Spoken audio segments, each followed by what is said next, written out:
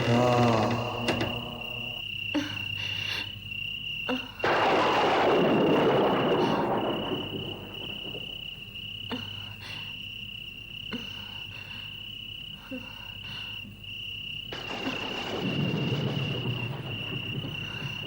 అనురాధ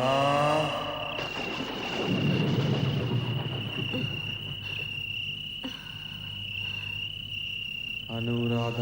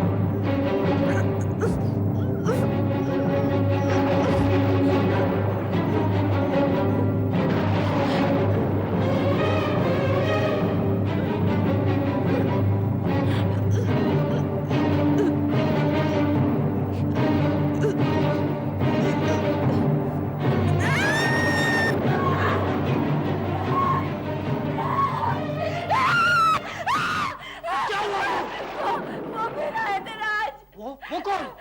वही भयानक आदमी जिसने मुझे पहले भी मारने की कोशिश की थी। कौन भयानक आदमी? मैं नहीं जानती। वो मेरे सपने में आया राज। वो मुझे मार डालेगा। वो मुझे मार डालेगा। लेकिन वो है कौन? पता नहीं राज। काले कपड़े पहने हुए, हाथ में खंजर दिए, भयानक सा चेहरा है उसका। वो मुझे इंसान नहीं लगता राज, इंसान नहीं लगता। अनु, अनु, तुम फिक्र मत करो, तुम्हें कुछ नहीं होगा।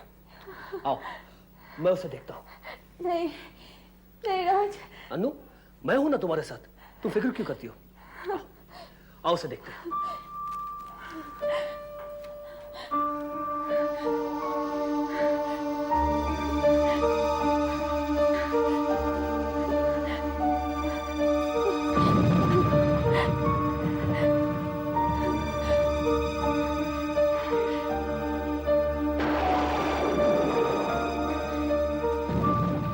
अभी तो वही था, यही था राज।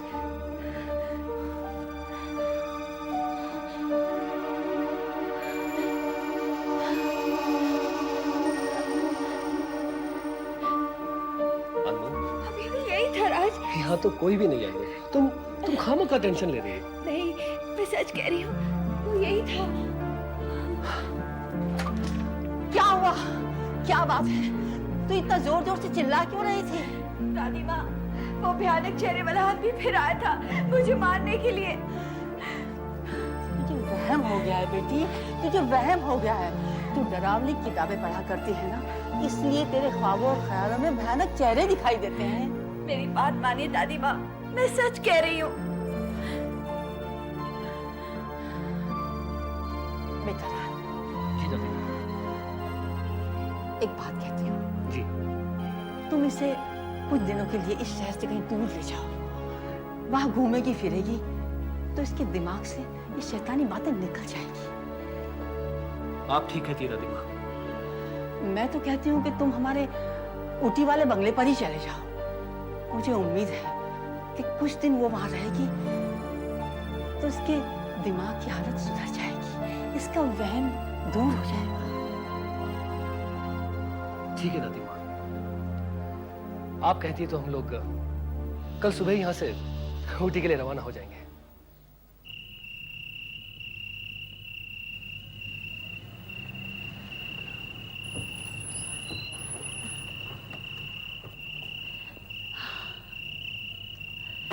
ये है हमारा बंगला, कैसा लगा?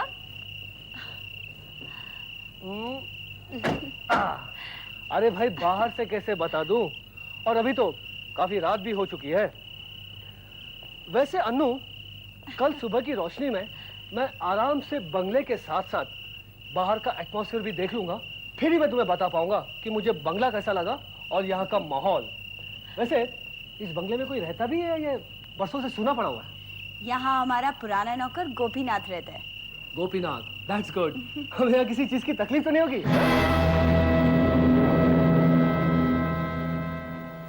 कौन हो तुम? गोपीनाथ, यहाँ का पुराना नौकर। आप छोटी मालकिन है ना? हाँ गोपीनाथ, और ये मेरे पति राज हैं। ये तो कहने की जरूरत ही नहीं, मैं तो देखते ही समझ गया कि ये आपके पति हैं। लाइए साहब। I am impressed. चले? चलिए।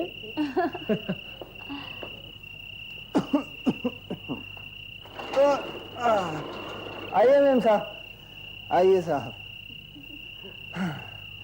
माँ जी ने मुझे पहले ही फोन पे कह दिया था कि आप लोग आ रहे हैं, इसलिए सारे बंगले की साफ सफाई मैंने पहले ही कर दी।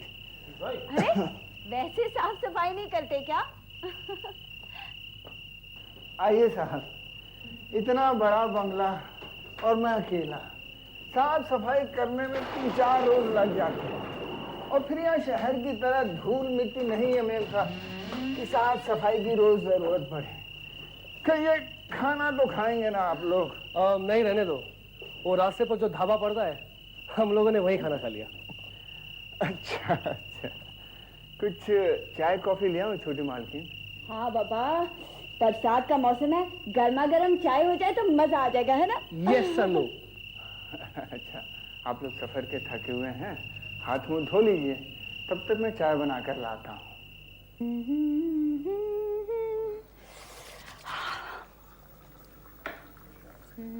छोटी मालकिन, बरसों बाद आप यहाँ आई हैं। वहाँ दादी माँ अकेली है ना, और बिजनेस में भी ध्यान देना पड़ता है, इसीलिए यहाँ आने का मौका ही नहीं मिलता। कितने दिन रहेंगे आप लोग? पता नहीं, अगर दिल लग गया तो 1 महीना रह लेंगे, और अगर नहीं लगा तो हफ्ते भर में ही लौट जाएंगे। छोटी मालकिन, मेरे ख्याल से आप लोग को यहाँ ज्यादा दिन नहीं ठहर पाएंगे। वो क्यों? इस बंगले में कोई साया है। साया? हाँ, किसी आत्मा का मनोहर साया।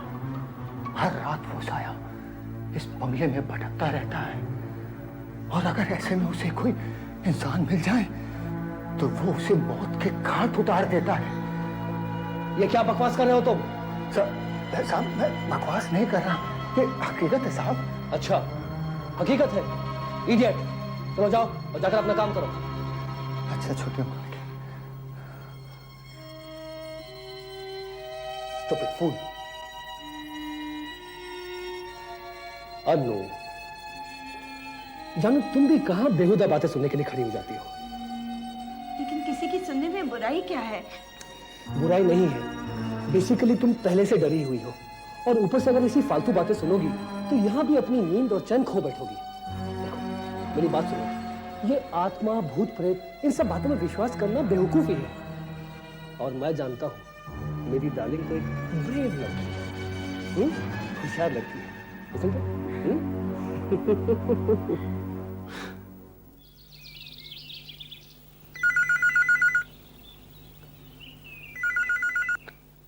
हेलो? हेलो, अनु, अनु बेटी। दादी माँ, कैसी हैं आप? बेटी, कल सारी रात मैं सो न सकी, तेरी याद सताती रही। दादी माँ, मुझे भी आपकी बहुत याद आ रही है। अनु, बेटी, अभी तो एक ही रोज गुजरा है। अब तो मुझसे ज्यादा तुझे अपने पति के बारे में सोचना है बेटी, क्योंकि सारी जिंदगी उसी के साथ गुजारनी है। मेरा क्या, मैं तो आज हूं, कल नहीं। दादी माँ, आप ऐसी बात मत कीजिए, वरना मैं अभी यहाँ से निकलकर सीधा वहाँ चली आऊंगी। अरे अरे, ऐसी बात मत करना। सुन, राज बहुत भोला लड़का है, शरारत करके उसे तंग मत करना, वरना मैं वहां आकर तेरे कान खींच लूंगी। हाँ दादी माँ, अब तो मैं बिल्कुल सुधर गई हूँ। नो मस्ती एंड नो कुश्ती। शाबाश बेटी, शाबाश। और सुन, टाइम टाइम पर खाना खाते रहना। तू खाने की बाबत में बहुत लापरवाह है। मैं फोन करती रहूंगी। अच्छा दादी माँ, बाय। आई लव यू दादी माँ।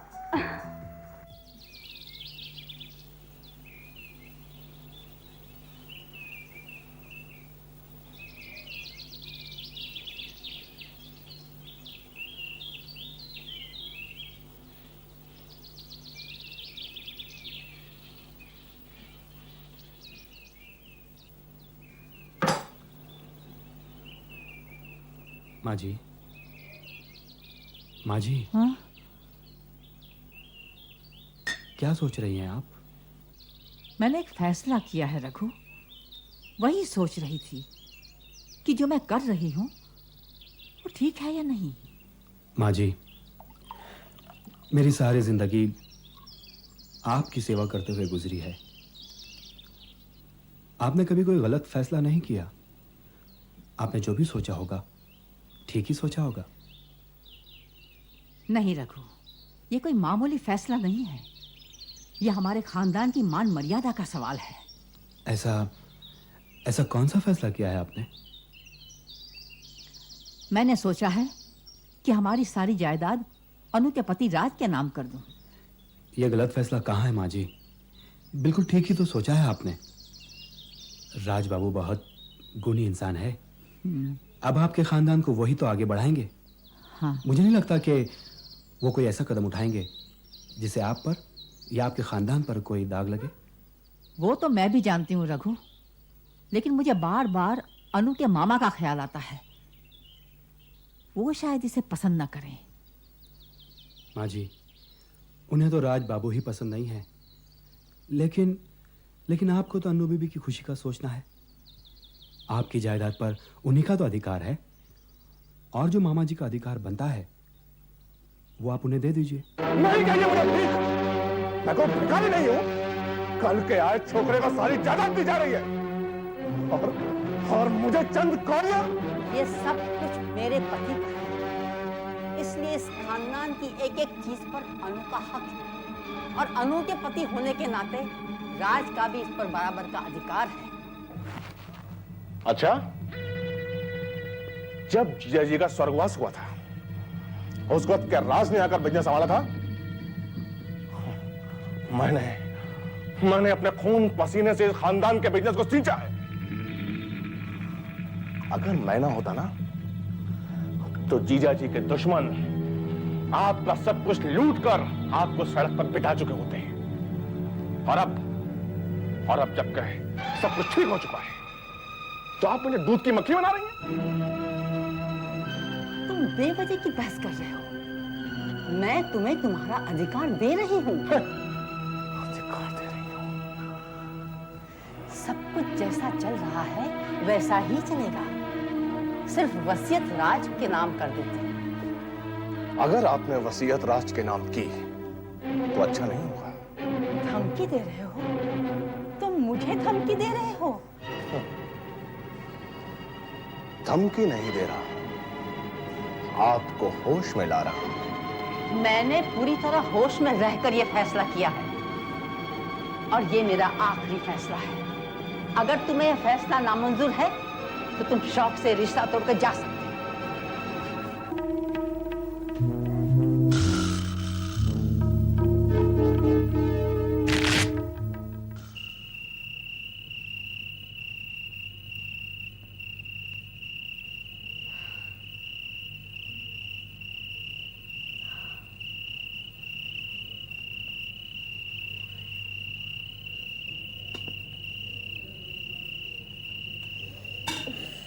क्या मुसीबत है।